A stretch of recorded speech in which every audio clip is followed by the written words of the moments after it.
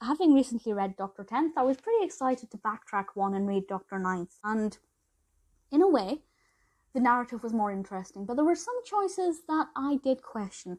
These books are, of course, Doctor Who Mr Men crossovers. I grew up learning to read with the Mr Men books, so the Hargreaves series will always have a special place in my heart. I fell in love with Doctor Who Christmas Day 2005, and for me, the 9th and 10th Doctors are my favourite. Specifically the 10th, David Tennant, of course, always. But I also love the episodes with the 9th Doctor, so I was really keen to see what they do with this. And it's a lot more true to Doctor Who as a narrative than the 10th, because it actually is basically the first episode. Kind of.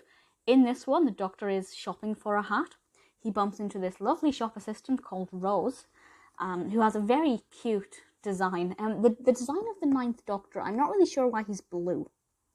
Obviously they couldn't really put him in black leather and black trousers. It would look a bit weird. But I'm not really sure why they decided to make him blue. Doesn't look bad, just unusual. But Rose is pink. Very lovely rosy pink. And the next thing they know, this Auton, that's kind of dressed like a previous Doctor, comes to life. Or this mannequin comes to life as an Auton. And straight away we can see that this is basically the first episode. And that I liked. I thought that worked really well as a really fun way of revisiting that first episode, because I think Rose is a brilliant episode and I absolutely love it. There will be some spoilers with what I'm about to say. A few things that I'm going to go into a bit more detail. So I was quite unhappy that he didn't grab her hand and say run. He just said something like, we've got to get out of here, or something. I can't remember exactly. But I don't know why they didn't just make 9 grab Rose's hand and say run, because for me, it's one of my favourite Doctor Who moments. A little bit disappointed by that. With regards to the vocabulary, this is something I discuss at length in Dr. 10th, whereby basically the vocabulary is too complicated, because of all the sci-fi words, for the average Mr. Men audience. The average Mr. Men audience, I'd say, is about 4 to 7.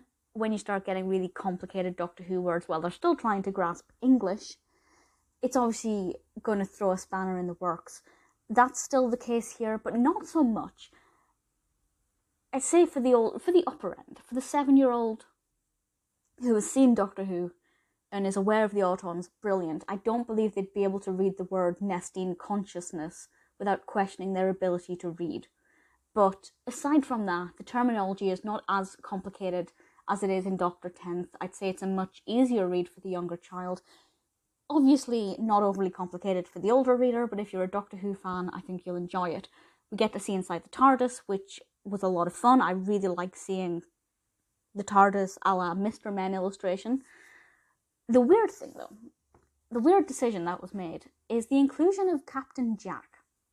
And I'm not really sure why Captain Jack popped up in this. I won't explain the scenario, just in case you do want to read this. But I felt like that was a weird decision. But it did mean it was slightly different to the actual episode. The design of Captain Jack, the hat looks good. The outfit, the square nature of him, I don't have any issues with it, really. The Autons, I like the Mr. Men design of the Autons. I think they look great. But the design of Rose, I'm really impressed with. And I think they got Rose's design spot on. She looks beautiful. Perfect colour choices. The hair looks good. Dr. 9th, in a way, I prefer it to Dr. 10th. Because I feel like the story's more in keeping. The language is a little bit easier for the usual target audience for Mr. Men. The narrative is pretty good. The whole cabbages thing amused me. It's interesting. I like it. If you're a fan of Doctor Who, definitely give it a go. It's fun and quirky and just a nice new way to explore the story that you probably already love.